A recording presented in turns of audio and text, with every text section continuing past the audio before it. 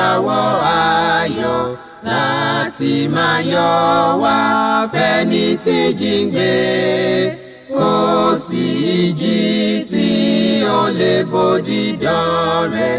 Jésù ti gbà àwọn tó ti sọnù.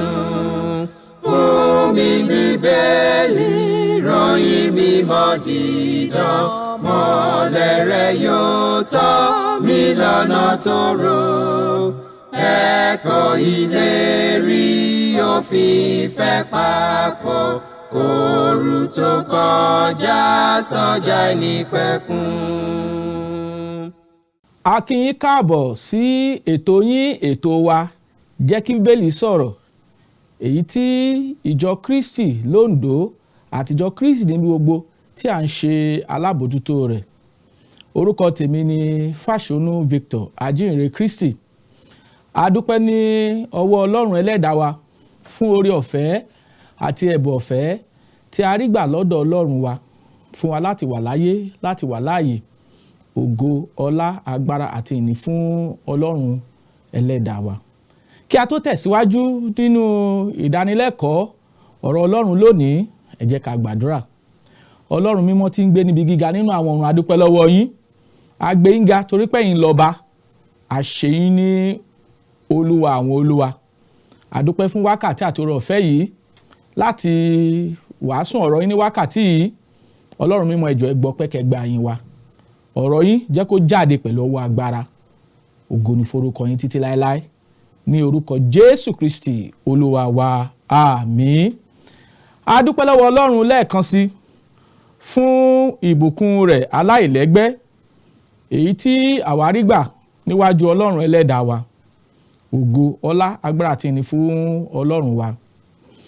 Kókó ẹ̀kọ́ tí a ní fún wa lónìí ó ní ṣe ìrìbọmi sínú ara Kristi kan. Ṣe ìrìbọmi sínú ara Kristi kan. Nígbà tí a bá kíyèsí Bíbélì tí ń ṣe ọ̀rọ̀ Ọlọ́run, a rí pé Ọlọ́run fẹ́ kí a mọ̀ pé nípa gbígbé ìgbé ayé ẹ̀ṣẹ̀ gbígbé ìgbé ayé tí ó ní ẹ̀ṣẹ̀ nínú, a jẹ́ ẹlẹ́ṣẹ̀ níwájú Ọlọ́run.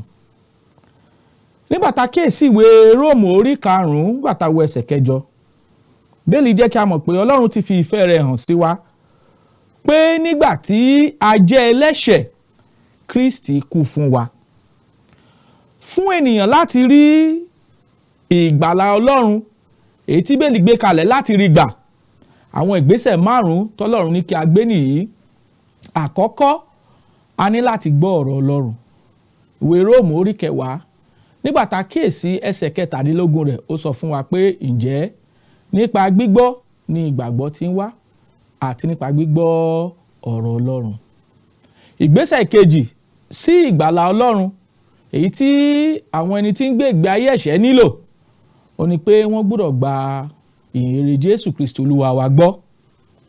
Nígbà tá kíyèsí ìwé Hébérù orí 11 nígbà tá wo ẹsẹ̀ 6 rẹ̀, Bíbélì sọ fún wa pé láìsí ìgbàgbọ́ kò ṣeé ṣe láti wo Ọlọ́run, nítorí ẹnikẹ́ni tó bá wá sọ́dọ̀ Ọlọ́run láti gbàgbọ́ pé ó ń bẹ àti wípé òun ni olùṣẹ̀san fún ẹni tó bá fi ara balẹ̀ wá.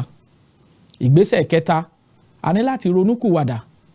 Ìwé Lúùkù orí 13 nígbà tá kíyèsí ẹsẹ̀ 3 rẹ̀, Bíbélì sọ níbẹ̀ pé bí kò bá ṣe pé ẹ̀yin bá ronúkúwàdà, ó lẹ́yìn ó ṣègbé bẹ́ẹ̀ gẹ́gẹ́ nínú ẹ̀ṣẹ̀ yín. Ìgbésẹ̀ ìkẹrin, a láti fẹnu ara wa jẹ́wọ́ ìgbàgbọ́ pé Jésù Kristi ọmọ Ọlọ́run ní í ṣe. Ìwé Mátíù orí 10 nígbà tá kíyèsí ẹsẹ̀ 22 32 sí ẹsẹ̀ 23 33, ó ní ẹnikẹ́ni tó bá jẹ́wọ́ mi níwájú ènìyàn, òun lèmi yóò jẹ́wọ́ níwájú bàbá mi tí ń bẹ lọ́run. Ẹnikẹ́ni tó bá sẹ́ mi níwájú ènìyàn, òun lèmi yóò sẹ́ níwájú bàbá mi tí ń bẹ lọ́run. Ìgbésẹ̀ tó kẹ́yìn nínú ìgbésẹ̀ ìgbàlà tá a gbé láti fi di ẹni ìgbàlà, ó ní pé ká jọ̀wọ́ ara wa fún ìrìbọmi gẹ́gẹ́ bí ẹ̀kọ́ èyí tí Kristi kọ́ àwọn ọmọlẹ́yìn rẹ̀ àtàwọn àpọ́sítélì rẹ̀ nínú ìwé Máàkù orí 16 nígbà tá kíyèsí ẹsẹ̀ 16, ẹni tí ó bá gbàgbọ́ tí a sì baptisi rẹ̀, òun ni yóò là, ẹni tí kò bá gbàgbọ́ yóò jẹ̀bi. Ohun tá a lè ṣe nìyí láti rí i pé a di ẹni ìgbàlà gẹ́gẹ́ bí àṣẹ àti ìlànà tí Jésù Kristi Olúwa wa gbé kalẹ̀ àti àpẹẹrẹ táwọn àpọ́sítélì tẹ̀lé nínú ìjọ májẹ̀mú titun. Àkíyèsí pé ní ọ̀sẹ̀ tó kọjá lọ nígbà tá a sọ̀rọ̀ nípa kí ni kí n ṣe kí n lè dẹni ìgbàlà, a fi ẹsẹ̀ wa múlẹ̀ nínú ọ̀rọ̀ Ọlọ́run pé kí ẹnikẹ́ni kó tó lè rí ìdáríjì ẹ̀ṣẹ̀ gbà á ní láti baptisi rẹ̀ ní orúkọ Olúwa wa Jésù Kristi gẹ́gẹ́ bí àṣẹ Ọlọ́run tàrí nínú ìwé Mátíù orí 28 ẹsẹ̀ 22 sí 20. A tún wo àpẹẹrẹ kan nínú Bíbélì nígbà tá a kíyèsí Iṣẹ́ Àpọ́sítélì orí 22 ẹsẹ̀ 14 22:16. Àríkà ń bẹ̀ pé Anania sọ fún Paul pé kí ni ìwọ ń dúró de, dìde kí a baptisi rẹ kó sì wẹ ẹ̀ṣẹ̀ rẹ nù kó sì máa pe orúkọ Olúwa. Kókó ẹ̀kọ́ gẹ́gẹ́ bí a ti sọ fún wa èyí tá a fẹ́ gbéyẹ̀wò ni pé ṣe ìrìbọmi sínú ara Kristi kan. A ti rí kà pé ìgbésẹ̀ 5 lọ́lọ́run ní kí ènìyàn ó gbé gẹ́gẹ́ bí àkọsílẹ̀ Bíbélì láti di ẹni ìgbàlà. So kókó ẹ̀kọ́ tá a fẹ́ wò lónìí pé ṣe ìrìbọmi sínú ara Kristi kan. Ó yẹ fún wa láti wọnú Bíbélì ìwé mọ́ kí a ṣe ìwádìí ìfẹ́ Ọlọ́run fún wa nípa kókó ẹ̀kọ́ tí a fẹ́ gbéyẹ̀wò lónìí. Àkíyèsí àkọ́kọ́ tá a kíyèsí ni pé èrò ènìyàn ní ìgbà mìíràn ó máa ń kùnà ohun tí Ọlọ́run gbé kalẹ̀ nínú ọ̀rọ̀ Ọlọ́run. A lójúṣe láti yí padà sí ọ̀dọ̀ Ọlọ́run àti inú ìwé mímọ́ fún ìdarí lórí ọ̀rọ̀ tí a fẹ́ gbéyẹ̀wò ní wákàtí yìí. Nígbà tá a kíyèsí ìwé Jeremáyà orí 10 nígbà tá a wo ẹsẹ̀ 10:23 àríkà ń bẹ̀ pé nígbà tá a kíyèsí ìwé Jeremáyà orí 10 ẹsẹ̀ 23 ó ní Olúwa, èmi mọ̀ pé ọ̀nà ènìyàn kò sí nípa ti ara rẹ̀, kò sì sí nípa ènìyàn tí ń rìn láti tọ́ ìṣísẹ̀ rẹ̀. So a ò lè darí ara wa. Ohun tó bá nílò ṣe nípa ìsìn Ọlọ́run, a nílò ìtọ́ni àti ìdarí Ọlọ́run fún eléyìí, ó ṣe pàtàkì. A tún nílò láti mọ̀ dájú ohun tí Ọlọ́run ní kí a ṣe ní ìgbà tá a bá ti ṣe ìbáptisí tán. Àwọn ìbéèrè tó yẹ ká tún béèrè ni pé ǹjẹ́ Ọlọ́run ní kí a ṣe ìbáptisí sínú àwọn ìgbékalẹ̀ ìjọ tá a rí nínú ayé lónìí? Ìdáhùn ni pé rárá o. Àti wípé ní ìgbà Bíbélì pàápàá a ò rí ìjọ onírúurú nínú Bíbélì àfi ìjọ kan tá a rí nínú Bíbélì. Ẹ má ṣe jẹ́ ká gbàgbé kókó ẹ̀kọ́ tá a fẹ́ gbéyẹ̀wò ni pé ṣe ìrìbọmi sínú ara Kristi kan tá a fẹ́ gbéyẹ̀wò nìyí. So ẹ̀yin tẹ́ ń gbọ́ wa tí ẹ sì ń wò wá nílé, a fẹ́ wo ohun tí Bíbélì sọ nípa ara èyí tí a rí nínú Bíbélì. Àwọn ìbéèrè là á máa béèrè kí a lè fi ṣèwádìí nínú Bíbélì ọ̀rọ̀ Ọlọ́run. Ǹjẹ́ ìbáṣepọ̀ wà láàárín ìbáptisí àti ara Kristi bí? Nípa oore ọ̀fẹ́ Ọlọ́run, àwọn nǹkan wọ̀nyí ni a fẹ́ gbéyẹ̀wò nínú ìdánilẹ́kọ̀ọ́ tòní. Ìwé orin Dáfídì orí 119 nígbà tá a kíyèsí ẹsẹ̀ 105 ó sọ níbẹ̀ pé ó ní ọ̀rọ̀ rẹ ni fìtílà sípa ọ̀nà mi àti ìmọ́lẹ̀ sípa ọ̀nà mi. Ẹ̀yin ènìyàn wa, tá a bá fẹ́ kí Ọlọ́run ó darí wa nípa kókó ẹ̀kọ́ tá a fẹ́ gbéyàwó lónìí, a gbọ́dọ̀ padà sínú Bíbélì, a gbọ́dọ̀ padà sínú ọ̀rọ̀ Ọlọ́run. Ẹ ká wo ẹsẹ̀ Bíbélì tí a fẹ́ gbéyàwó nínú ìwé Kọ́ríńtì kínní orí 12 nígbà tá a kíyèsí ẹsẹ̀ 13 rẹ̀ kí ni Bíbélì wí. Kọ́ríńtì kínní orí 12 nígbà tá a wo ẹsẹ̀ 13 rẹ̀ kí ni Bíbélì wí. Ó ní nítorí pé nínú ẹ̀mí kan ni a ti baptisi gbogbo wa sínú ara kan, bá a ṣe Júù tàbí Hélénì, bá a ṣe ẹrú tàbí òmìnira, a sì ti gbogbo wa mu nínú ẹ̀mí kan. Nínú ẹsẹ̀ Bíbélì yìí òun láti mú kókó ẹ̀kọ́ jáde tó sọ pé ṣe ìbáptisí sínú ara Kristi. Níbẹ̀ láti mú kókó ẹ̀kọ́ náà jáde. ẹsẹ̀ bíbélì la fẹ́ fi darí ara wa. A sì fẹ́ wo bíbélì kí a mọ ohun tí ọ̀rọ̀ tí a ń pè ní ara tó túmọ̀ sí, nítorí pé a nílò láti ní òye ọ̀rọ̀ bíbélì, ọ̀rọ̀ Ọlọ́run lótìítọ́, kí a tó lè tẹ̀síwájú nínú ìfẹ́ Ọlọ́run. Ọlọ́run kì wá nílọ̀ ní ìwé Jòhánù kínní orí 4 nígbà tá a kíyèsí ẹsẹ̀ kínní kí l'Olúwa wí.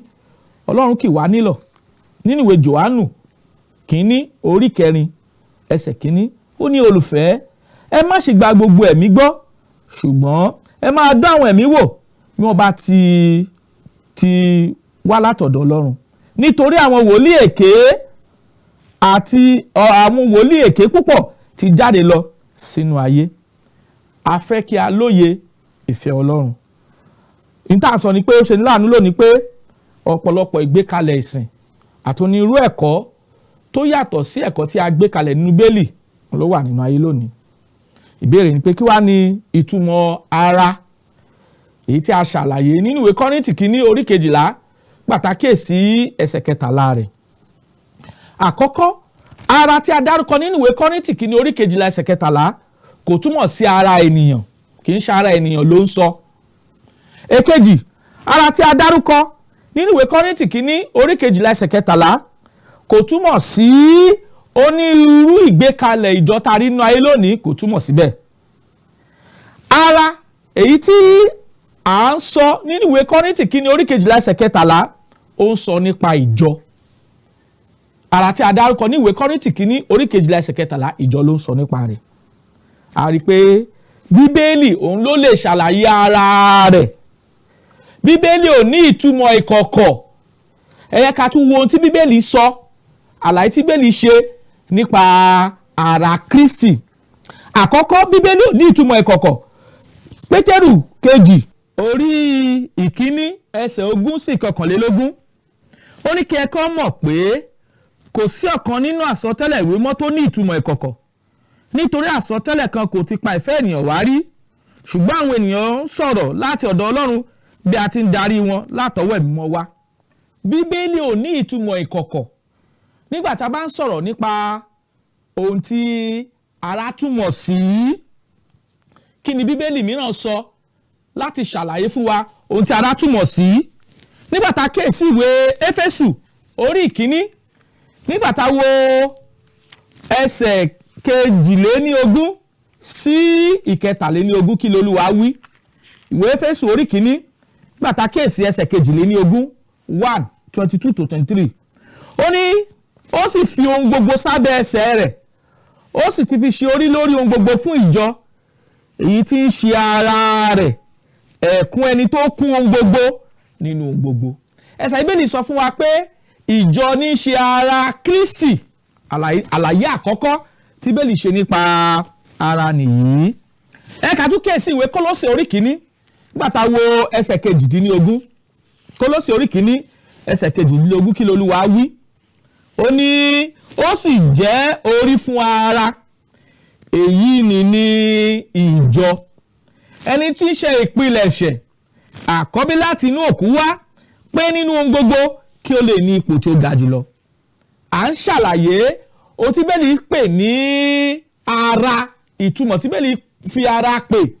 Ẹ ká tún kíyèsí ìwé Kólósè orí 1 ẹsẹ̀ 24 24 kí l'Olúwa wí.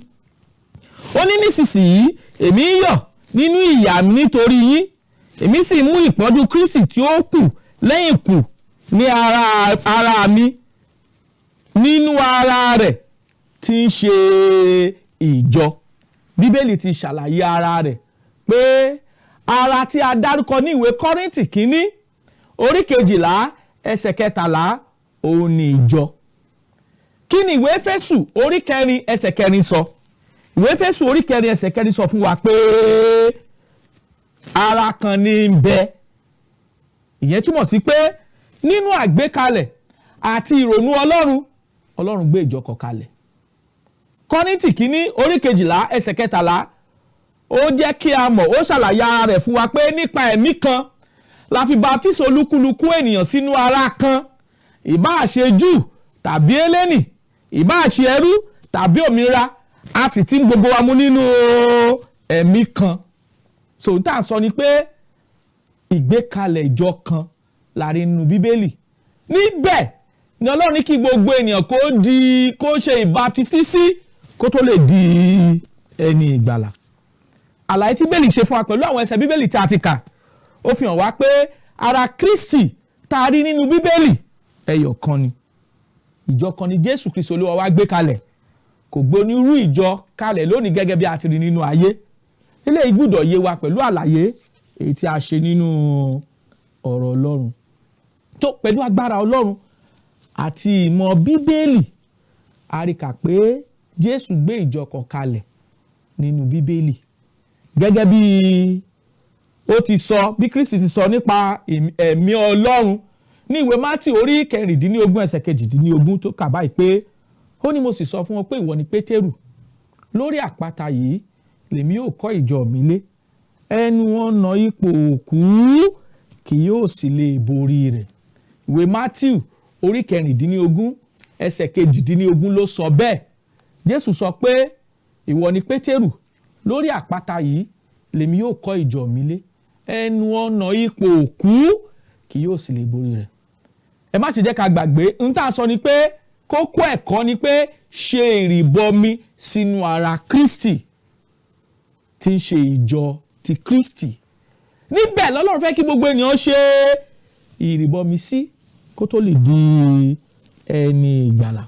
Gbogbo àwọn àpọ́sẹ́lì Jésù Kristi àti kírísítẹ́nì àkọ́kọ́, gbogbo wọn ló ṣe ìbátísí sínú ara Kristi kan tí í ṣe ìjọ ti Kristi. A rí pé Ọlọ́run wa Jésù Kristi kò gbé onírú ìgbékalẹ̀ ìjọ kalẹ̀ ní ìgbà bíbélì àti lónìí. Ìwé Róòmù orí 16 ẹsẹ̀ 15 sọ fún wa pé ẹ fi ìfẹnukẹnu mímọ́ kí ara yín, gbogbo ìjọ Kristi ń kí yín. Ìjà ti ṣe ìbátísí fún wa sínú onírú ìgbékalẹ̀ ìjọ lónìí. A nílò láti ronú lórí òtítọ́ èyí tí a ti fi hàn wá nínú ìdánilẹ́kọ̀ọ́ yìí. Ìjà tí ẹ ti dá wa lẹ́kọ̀ọ́ pé a ti dẹni ìgbàlà kó tó di pé a ṣe ìbátísí, àti wípé a lè darapọ̀ mọ́ ìjọkíjọ tó bá wù wá nínú ayé. Ilé èrò yìí àti èrò yìí kò bá bíbélì mu, kì í ṣe tí bíbélì sọ nìyí. Kò sí ènìyàn tí ó dẹni ìgbàlà ká tó baptisi rẹ̀. Kò sì sí ìgbékalẹ̀ ìjọ ìyapa kankan tí a lè darapọ̀ mọ́ yàtọ̀ sí tá a rí nínú bíbélì èyí tí ń ṣe ìjọ Kristi. Èyí tá à ń gbìyànjú láti sọ ni pé Jésù Kristi ti gbé ìjọ rẹ̀ kalẹ̀. Ó sì fẹ́ kí gbogbo ènìyàn ó ṣe ìbátísí sínú ìjọ náà kí wọn kó tó lè di ẹni ìgbàlà.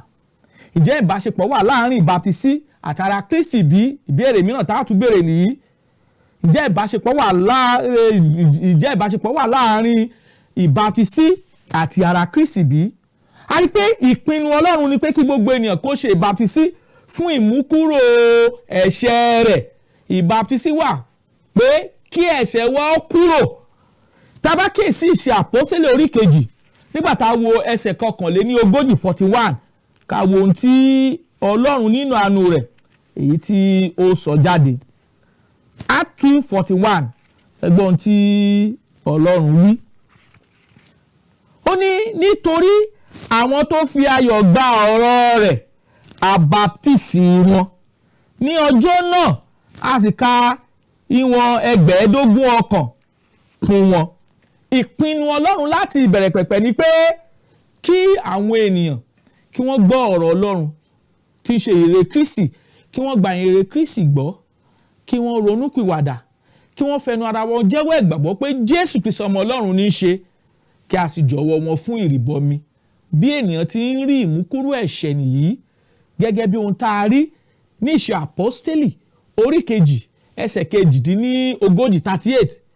Pétérù sọ fún àwọn Júù ní ọjọ́ Pẹ́tíkọ́sì pé ẹ ronúpìwàdà kí a sì baptisi olúkúlùkù yín ní orúkọ Jésù Kristi fún ìdáríjì ẹ̀ṣẹ̀ yín, ẹ̀yin ó sì gba ẹ̀bùn ẹ̀mí mímọ́. Ohun tá a rí nínú ọ̀rọ̀ Ọlọ́run nìyí. So ìbáṣepọ̀ tó wà láàárín ìbaptisi àti ara Kristi ni pé nípa ìbaptisi lèèyàn fi ń wọnú ara Kristi, èèyàn fi ń wọnú ìjọ ti Kristi gẹ́gẹ́ bí àlàyé tí Bíbélì ṣe. Nígbà tá a tún kíyèsí Ìṣe Àpọ́sítélì orí kejì ẹsẹ̀ 47 ó ní wọ́n yin Ọlọ́run wọ́n sì ní ojúre lọ́dọ̀ ènìyàn gbogbo, Olúwa sì yàn kún ìjọ lójoojúmọ́ àwọn ẹni tí à ń gbàlà. Ète àti ìrònú Ọlọ́run nìyí. Jésù fúnra rẹ̀ ló ń yan àwọn ènìyàn kún ìjọ rẹ̀ lójoojúmọ́, àwọn ẹni tí à ń gbàlà ló yàn kún ìjọ rẹ̀. Ìyẹn fi yé wa pé nípa ìbáptísí la fi wọnú ara Kristi, la fi wọnú ìjọba Kristi, la fi wọnú ìjọba Ọlọ́run. Ohun tó Ọlọ́run sọ nìyí. Àwa tá a wà láàyè tá a sì wà láàyè lónìí, a gbọ́dọ̀ mọ̀ pé òtítọ́ ni ọ̀rọ̀ náà, ó sì yẹ fún ìtẹ́wọ́gbà. Jòhánù 8 ẹsẹ̀ 22 ó ní ẹ̀yin yóò mọ òtítọ́, òtítọ́ yóò sì sọ yín di òmìnira. Òtítọ́ ọ̀rọ̀ Ọlọ́run là ń sọ ní wákàtí yìí. Ọlọ́run sì fẹ́ kí òtítọ́ náà kó sọ wá di òmìnira.